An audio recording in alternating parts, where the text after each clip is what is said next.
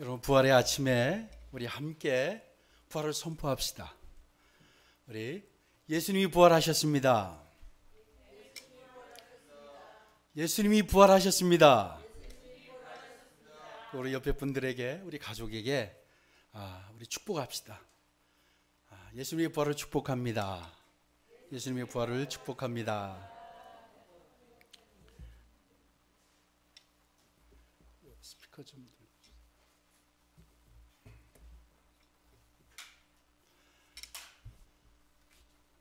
우리 코로나 19로 인한 사회적 경계와 그리고 긴장 속에 맞는 부활절입니다.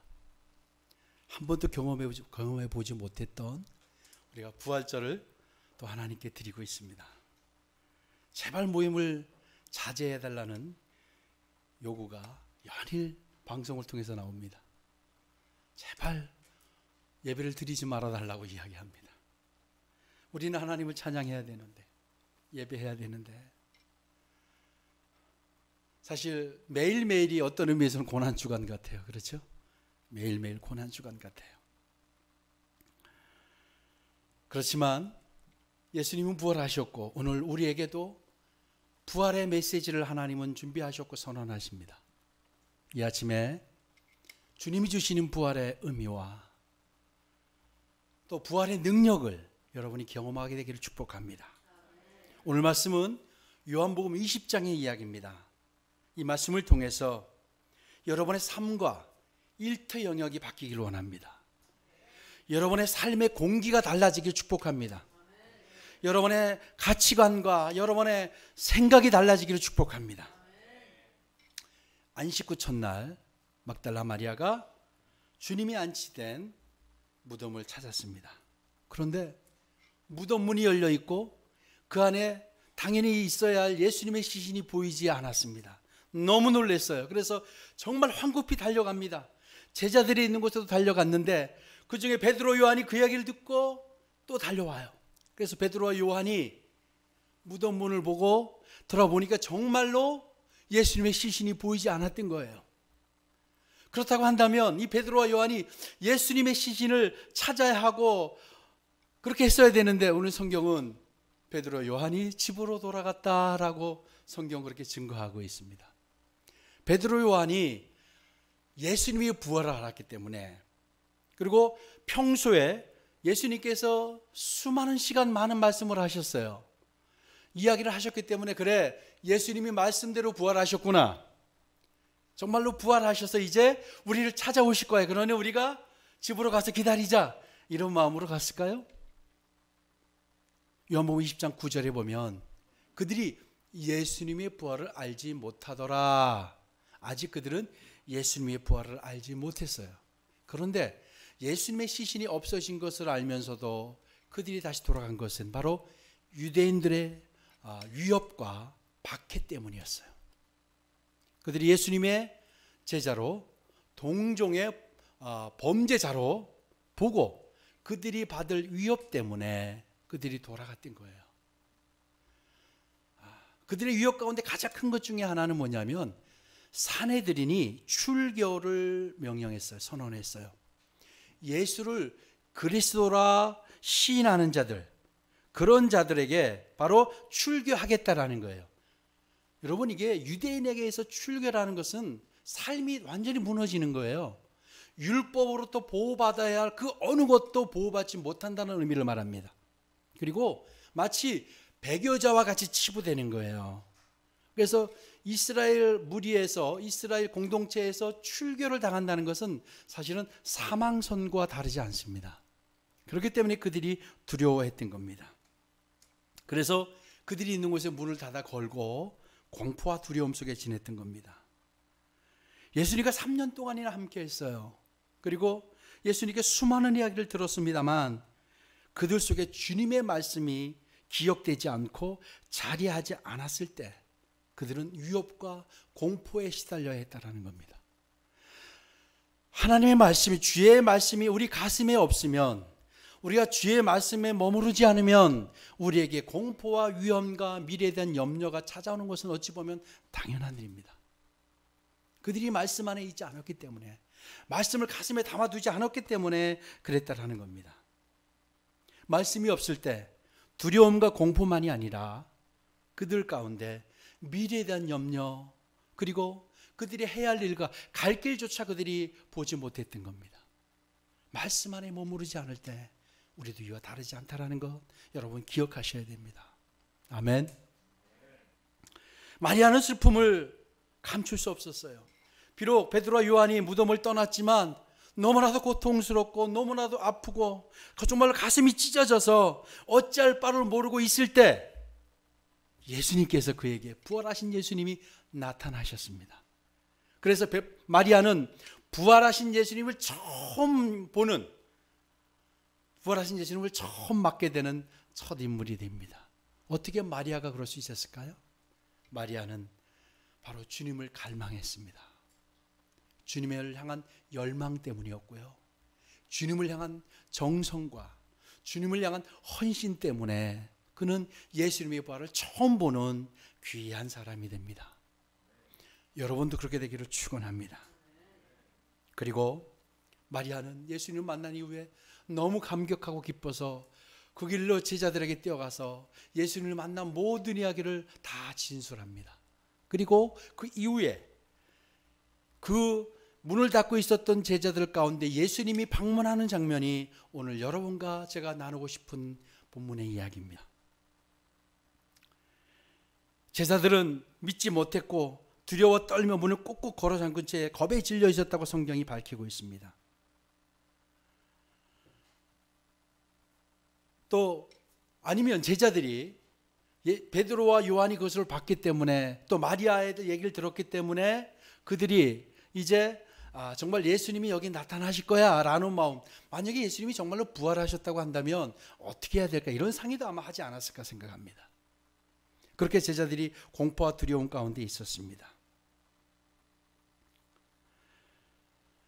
그렇게 두려워 떨며 고민하던 제자들에게 부활하신 주님께서 그들의 현장 가운데 친히 찾아오신 장면이 바로 오늘 본문의 19절 말씀입니다. 우리 19절을 같이 한번 다시 읽도록 하겠습니다. 시작. 이날 곧 안식 후 첫날 저녁 때에 제자들이 유대인들을 두려워하여 모인 곳의 문들을 닫았더니 예수께서 오사 가운데 서서 이르시되 너에게 평강이 있을지어다. 아멘. 두려워 공포에 떨고 있는 자들에게 나타나셨어요. 그래서 예수님이 나타나신 모습을 보고 정말로 놀라서 어쩔 줄 몰라 하는 제자들에게 주님께서 뭐라고 하셨냐면 너에게 평강이 있을지어다 라고 이렇게 안심시키십니다. 하나님의 평강이 너에게 있을지어다 라는 이야기예요. 너무 놀랐어요. 제자들이 너무 놀라서 예수님이 환영이 아닌가. 이 제자들이 전에도요, 예수님의 갑작스러운 출현에 이 귀신이 아닌가 이렇게 수군거리고 귀신이라고 생각했던 전력들이 있는 사람들이에요. 그렇죠? 누가복음 24장 37절에서도 그런 예수님의 모습을 영으로 생각했다라고 기록하고 있어요. 그러니까 이것은 귀신으로 생각했다라는 거예요. 정말로 그들이 어쩔 줄 몰라 하는 상황에 주님이 나타나시자 귀신이 아닌가. 그래서 예수님께서 너에게 평강이 있을지어다 라고 안심을 시키십니다. 여러분, 사실 제자들이라고 하는 이 사람들을 한번 생각해 봅시다. 제자들이 어떤 사람인가요? 대부분 갈릴리의 사람들로 그리 특별하지 않은 보통의 사람들이었습니다. 그렇기 때문에 주님과 3년 동안 동거하고 주님의 기적과 주님의 말씀을 그렇게 수없이 들었음에도 불구하고 지금 다락방에 숨어 있는 자들이에요. 정말로 평범한, 아니 오히려 평범 이하일지도 모르겠어요. 주님께서 수많은 시간 동안 자신 십자가에 달리실 것과 또 다시 살아나실 것에 대한 이야기를 얼마나 강조하셨습니까? 하지만 누구도 그 말씀을 가슴으로 새겨놓지 않았어요. 그리고 기억하지 않았어요. 기억하려 하지 않았어요. 정말 어찌 보면 한심한 사람들, 그 이상도 그 이하도 아니었던 것 같습니다. 그처럼 보잘것없는 인간들이 어찌 부활의 주님을 제대로 알아볼 것이고 참 평안을 누릴 수 있겠습니까? 그리고 주님의 부활을 보고 주님의 평안을 듣고 그 평안을 누린다고 해도 정말로 일시적인 평안이 될 거예요. 또 주님의 모습이 보이지 않으면 다시 불안과 공포의 나락으로 추락하고 말게 될 그런 사람들이 바로 제자들이었습니다. 그래서 그런 제자들이었기 때문에 하나님의 평강을 바로 말했던 겁니다. 주님께서 평강이 있을지어다 라고 말씀하실 뿐만 아니라 오늘 본문을 보면 바로 손과 옆구리를 보이셨다고 했어요. 왜 그러셨을까요? 주님의 평안을 이야기했음에도 그들이 주님을 온전히 인식하지 못했기 때문에 모습과 목소리까지 들었음에도 불구하고 믿지 못했기 때문에 손과 옆구리를 보이셔야만 했습니다. 얼마나 답답하셨을까요? 여러분, 주님의 말씀이 가슴에 살아있지 않을 때 두려움과 의심이 자리하는 것은 어찌 보면 당연할지도 모릅니다. 제자들이라고 하는 자들의 목표가 주님이 바라보는 것과 달랐어요. 그렇죠? 주님의 생각과 정말로 달랐어요. 그러다 보니까 정말 그들은 주님의 부활을 온전히 믿을 수 없었어요. 바로 이들이 주님을 보고도 두려워했다는 것, 이것은 제자들의 인식과 믿음의 상태를 온전히 대변하는 겁니다. 여러분은 어떠십니까? 주님이 품으셨던 하나님의 나라가 여러분 가운데 지금도 꿈틀거리고 계십니까? 그것 때문에 여러분 긴장되고 가슴이 뛰십니까? 주님이 외치셨던 것과 같이 하나님을 진정으로 사랑하는 첫 계명이 여러분 안에 온전히 풀어지고 있습니까? 여러분 그렇게 되기를 축복합니다. 주님이 평강이 있을지어다라는 이야기를 2번 하세요. 한 번 한 것은 그들을 안심시키기 위해서였고, 두 번째는 앞으로 그들이 당할 환난을 보셨어요. 그래서 그 고통을 보시고 예수님께서 다시 평강이 있을지어다 라는 말을 이야기하십니다. 이미 요한복음 16장 33절을 통해서 말씀하셨어요. 이것을 너에게 이르는 것은 너희로 내 안에서 평안을 누리게 하려 함이라. 세상에서는 너희가 환난을 당하나 담대하라. 내가 세상을 이겼노라. 아멘. 환난을 당한 데에도 담대하라, 당당하라 라고 말씀하십니다. 왜 예수님께서 하나님의 평강을 이야기했냐면, 하나님의 평강이 아니고서는 앞으로 당할 환난과 고통을 이들이 이겨낼 능력이 없는 거예요. 다시 이야기하면 하나님의 평강만이 환난을 이길 거라는 겁니다. 하나님의 평강이 함께 하실 때 그 환난과 정말로 고난을 이길 수 있다라는 겁니다. 그래서 저희들의 그 환난을 이길 바로 이 평강이 필요했던 겁니다. 그래서 다시 한번 평강을 그들에게 이야기합니다. 아마 그때는 그들은 몰랐을 거예요. 그러나 시간이 흐른 뒤에 왜 예수님께서 이 평강을 거듭해서 말씀하셨는가를 그들은 아마 알게 되었을 겁니다. 예수님도 아버지로부터 보냄을 받으셔서 하나님이 주시는 평강으로 그 십자가의 고통과 죽음을 이기셨습니다. 그렇기 때문에 제자들도 이제 부활하신 주님을 만난 제자들 역시 주님으로부터 보냄을 받은 자들이 되어서 이제 그들이 사명자로 일어서야 했습니다. 하나님께 보내심을 받은 예수님, 이제 부활하신 주님을 만난 그들이 할 일은 뭐냐면 다시 보내심을 받는 거예요. 그래서 예수님께서 오늘 오신 거고 그 이야기를 하시고 계시는 겁니다. 주님의 부활을 경험했던 자들, 주님의 부활을 믿는 자들, 주님의 부활이 믿어지는 자들이 할 일이 뭐냐면 세상으로 보냄을 받는 겁니다. 바로 오늘 하나님이 우리에게 말씀하시는 것은 우리를 세상으로 다시 보내고자 하시는 데 있습니다. 하나님은 오늘도 우리를 다시 세우셔서 보내려고 하십니다. 아멘. 한번 생각해 봅시다. 제자들은 가장 결정적인 순간에 주님을 배신했던 사람들, 배신의 경험이 있는, 다시 이야기하면 배신의 아이콘이었어요. 그런데도 주님께서요, 참 이상하죠. 오늘 보니까 다시 보내시겠다라는 거예요. 여러분, 한 번 배신한 사람은 또 한 번 배신하기가 쉬워요. 배신의 전력이 있는 사람은 배신이 쉬운 거예요. 그리고 우리가 제자들의 모습을 봐도, 제자들의 상태를 봐도 그들은 또 배신할 수 있는 충분한 그런 것들을 가지고 있는 자들이에요. 그런데 예수님께서요, 그들을 다시 보내시겠다라는 거예요. 이게 무슨 의미일까요? 예수님이 그들을 다시 보내시겠다라는 것은 그들이 겁쟁이지만 그들의 평안을 빌어서 계속 중용하시겠다라는 거예요. 그들을 믿으신다라는 거예요. 왜 그럴까요? 그들이 변화될 수 있고 그들이 정말로 다른 사람이 될 수 있고 그렇게 될 것을 보셨고 믿으셨기 때문입니다. 배신자라고 해도 완전하게 변화될 수 있다라고 주님은 보셨던 거예요. 이것이 바로 하나님의 창조의 원리입니다. 하나님이 우리를 창조하신 이유도 여기에 있어요. 왜 예수님이 그들을 믿고 다시 보내셨는가?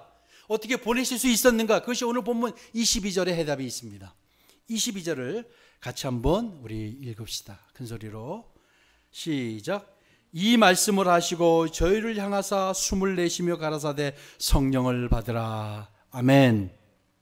이 말씀을 하시고 저희를 향하사 숨을 내쉬며 가라사대 성령을 받으라. 예수님께서 부활을 하셨어요. 예수님이 십자가에 돌아가실 때 제 아들이 다 도망간 사실을 예수님은 직접 두 눈으로 확인하셨어요. 그리고 예수님이 부활하신 다음에 제자들을 처음 만납니다. 예수님이 하실 말씀이 많으시지 않겠어요? 자, 여러분 같으면 어떻게 하시겠어요? 야, 니들 왜 날 배신했냐? 왜 나를 그렇게 부끄럽게 하냐? 정말 너무, 요즘 말로 말하면 너무 쪽팔리다. 막 이렇게 말씀하실지도 몰라요. 아니면 너희들 나 배신하고 지금 이렇게 하고 있냐? 아마 여러 가지 하실 이야기가 있으셨을 거예요. 그런데 주님은 그들 속에 있는 하나님의 DNA가 있는 걸 보셨어요. 하나님의 창조의 원리와 창조의 능력이, 하나님의 창조의 에너지가 가능함을 이미 보고 계셨어요. 아멘. 정말 입에 올리기 싫을 정도의 겁쟁이였다고 해도 죽음 앞에서도 당당할 능력이 앞으로 이들에게 있음을 보셨던 겁니다. 그들에게 하나님의 생기가 다시 넣어지면, 하나님의 생기가 넣어지면 생명의 사람이 될 것을 주님은 아셨습니다. 예수님이 부활하신 궁극적인 목적도 바로 여기에 있습니다. 바로 다시 우리에게 영원한 생명을 불어넣어 주시기 위함입니다. 아멘. 죽음에 묶인 자들이 생명의 사람으로, 생명 있는 사람으로 살게 하시려는 것이 하나님의 의도이셨습니다. 하나님의 생기가 부어지면 아무리 겁쟁이였다 할지라도 어떤 상황 속에서도 참 평안의 삶을 누릴 수 있는 사람들이 된다라는 겁니다. 생기가 부어지면 씻을 수 없는 배신의 전과자라 할지라도 주님의 제자로 다시 중용될 수 있었다라는 겁니다. 우리도 주님의 제자로 살아갈 수 있는 것, 이게 확인되는 순간입니다. 주님은 제자들에게 숨을 내쉬면서 성령을 받아라라고 말씀하셨는데요. 그렇다면 생명의 사람, 살아있는 사람 된다는 것은 어떻게 가능할까요? 또 구체적으로서 무엇을 말하는 걸까요? 오늘 본문을 통해서 같이 좀 나눠보고자 합니다. 주님께서 숨을 내쉬면서 성령을 받으라라고 말씀하셨어요. 예수님께서 부활하신 궁극적인 목적이 이겁니다. 그리고 그들을 찾아오신 목적이 바로 이거예요. 그들에게 숨을 내쉬며 성령을 받으라, 이 말씀을 하기 위함이셨어요. 생명의 사람, 살아있는 생명이 되는 것은 성령을 받아야 한다는 의미였습니다. 아멘. 제자들을 찾아가시고 하고 싶으셨던 정말 바로 이야기가 이겁니다. 여기서 숨을 내쉰다는 동사는요, 숨을 불어넣는다라는 뜻을 가지고 있어요. 숨을 불어넣는다.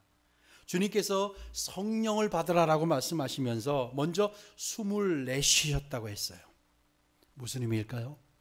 숨을 내쉬셨다는 것은 당신의 숨결을 제자들에게 불어넣어 주시면서 성령을 영접하라라고 하는 말씀이셨어요.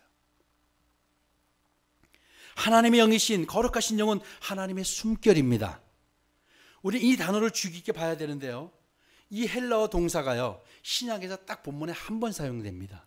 그런데 같은 의미를 가지고 있는 같은 뜻의 히브리어 동사는 성경에서 두 번 사용됩니다. 신약에서는 한 번 사용되었고 구약에서는 두 번 사용되는데요, 그 첫 번째 사용된 구절이 바로 창세기 2장 7절입니다. 여호와 하나님이 땅에 흙으로 사람을 지으시고 생기를 그 코에 불어넣으시니 사람이 생명이 되니라. 아멘. 하나님께서 흙으로 사람을 빚으시고요, 그 흙 속에 하나님의 숨결을 불어넣어 주실 때 이 단어를 사용하셨고, 그럴 때 비로소 살아있는 영적인 존재가 되는 거예요. 하나님의 숨결을 불어넣어 주실 때 우리가 생명이 되는 거고요, 우리가 살아있는 사람이 되는 겁니다. 그리고 또 한 곳에 사용되었어요. 이 단어가 어디냐면 에스겔 37장입니다. 에스겔 37장 9절에서 10절입니다.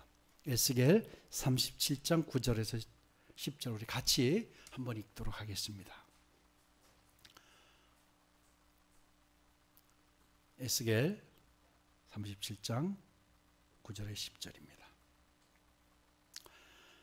또 내게 이르시되 인자야 너는 생기를 향하여 대언하라. 생기에게 대언하여 이르기를 주 여호와께서 이같이 말씀하시기를 생기야 사방에서부터 와서 이 죽음을 당한 자에게 불어서 살아나게 하라 하셨다 하라. 이에 내가 그 명령대로 대언하였더니 생기가 그들에게 들어가매 그들이 곧 살아나서 일어나 서는데 극히 큰 군대더라. 아멘. 에스겔 선지자가요 하나님의 인도에 따라 어떤 골짜기에 갔어요. 골짜기에 가보니까 거기에 아주 수많은 뼈가 모여 있는 거예요. 하나님께서 에스겔에게 명령하라고 말씀하세요. 생기를 대언하라고 얘기하세요. 정말 생기를 대언했더니 이 뼈와 뼈들이 맞춰지기 시작합니다. 척추가 생깁니다. 심줄이 생기기 시작합니다. 그리고 몸에 가죽이 덧입혀지기 시작합니다.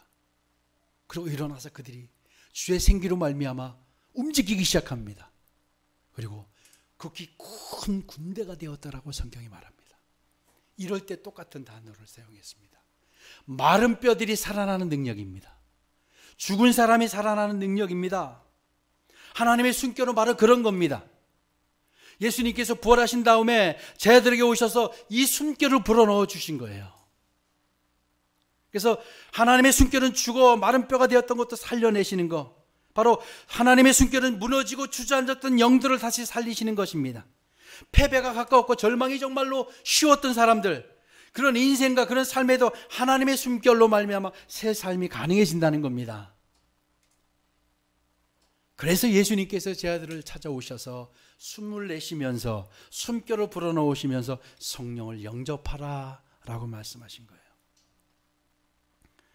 그렇다면 누가 참다운 성령의 사람, 성령을 받은 사람일 수 있을까요? 하나님의 숨결 속에 있는 사람을 말합니다. 하나님의 숨결로 호흡하는 사람을 말합니다. 여러분은 무엇으로 호흡하고 살고 계십니까? 여러분 안에 하나님의 숨결이 있어야 부활의 증인이 가능합니다. 이 숨결은 죽음을 깨뜨리시고 부활하신 그분의 숨결입니다.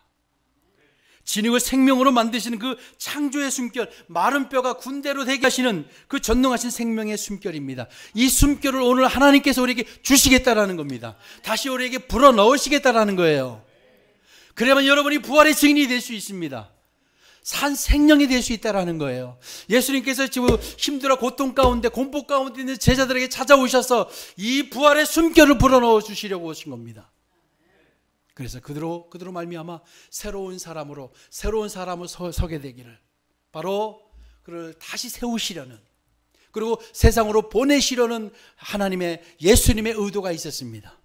부활이 뭐냐면 보냄을 받는 거예요. 아멘.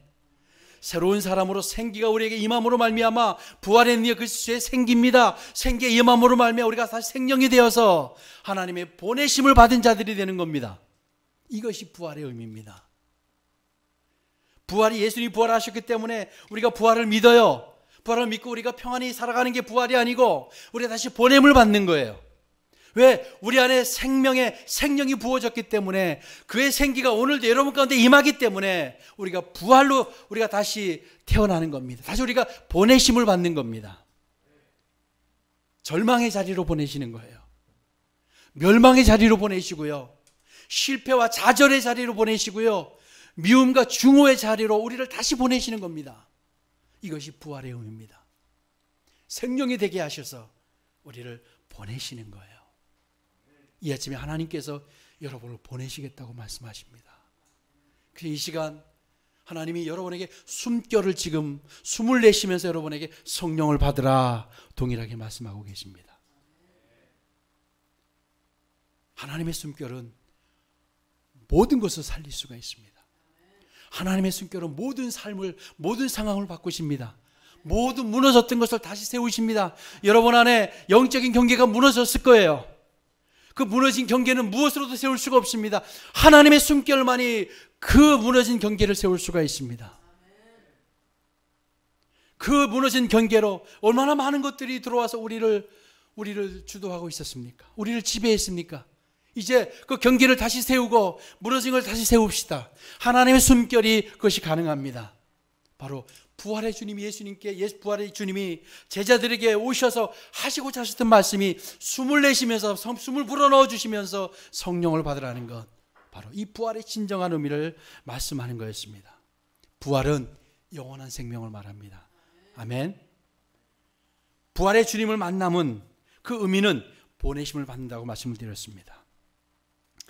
그분의 숨결이 우리에게 들어오면 우리는 정말로 이제 비로소 영원한 생명의 삶을 누리는 새로운 생명으로 태어나는 겁니다.